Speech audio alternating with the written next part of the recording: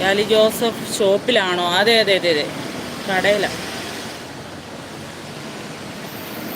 കൊള്ളാലോ സ്നാക്സ്. ഒക്കെ ഓക്കെ, ഞാനിപ്പോൾ കാണിച്ചു തരാം. എന്തേ ഇത് രസഗുളയാണേ. ഇത് ഗുലാബ് ജാമ്.